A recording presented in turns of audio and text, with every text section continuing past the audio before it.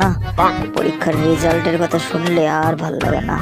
কোথায় যে যাই, পরীক্ষা তো সব ঠিকই হয় আমার, সবই ভালো পরীক্ষা দেই, কিন্তু নাম্বার যে কেন এত কম পাই এটাই বুঝি না। চলে এসছি মনে হচ্ছে,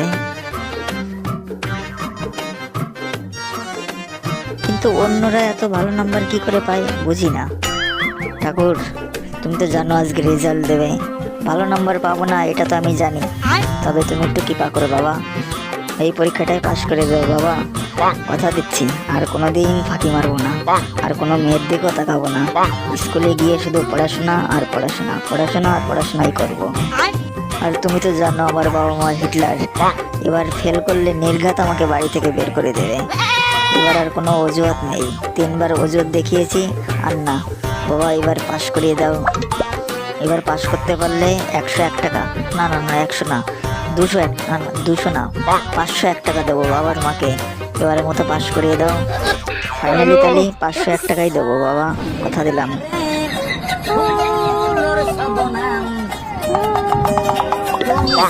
না না না, এবার একটু নীরবতা পালন করা উচিত।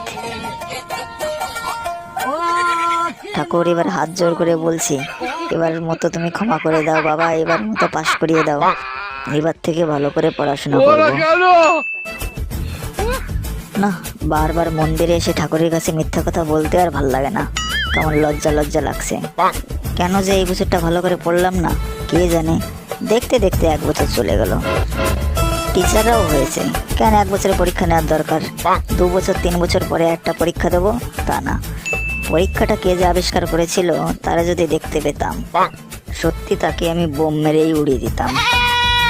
কিন্তু অন্যরা এত ভালো নাম্বার কি করে পায় বুঝি না, পরীক্ষা তো আমি ভালোই দিই, কিন্তু নাম্বার এত কম আসে কেন এটাই তো বুঝি না। ও বুঝতে পেরেছি, স্যার মনে হয় আমার সাথে দুর্নীতি করে, ওদের ভালো নাম্বার দেয় আর আমাকেই মনে হয় কম নাম্বার দেয়।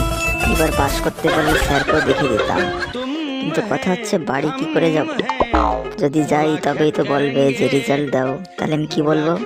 ধুর, আগে বাড়ি তো যাই, তারপরে দেখছি কি করে ঢপ দেওয়া যায়, এখান থেকে আগে যেতে হবে, কিন্তু একটা আইডিয়া বের করতে হবে, বাড়ি গিয়ে তো কিছু একটা বলতে হবে। আপনি তো পকলাউটার মা বলছেন, আপনার ছেলে এবারও 3 সাবজেক্টে ফেল করেছে, এমন ছেলে কি বলবো, 5 বছর ধরে আমাদের স্কুলে একটা বদনাম তৈরি করলো, এক ক্লাসে 3 বছর রয়েছে তাও পাশ করতে পারলো না, এবারও কি করবেন দেখুন। এবার আমার বলার উচিত, আপনাকে বলে গেলাম। কি বললেন? আমার ছেলে এই বছরে ফেল করেছে? ওর এবারে আজকে দিয়েছিল, ওর শুধু বড় বড় কথা, পড়তে বসতে বললে পড়তে বসবে না, শুধু শুধু দিন ভরে ঘুরে বেড়ানো, আজকে বাড়ি আসুক, ওর কপাল আজকে দেবো। পাগলা বেটা, তুই এবার গেলি।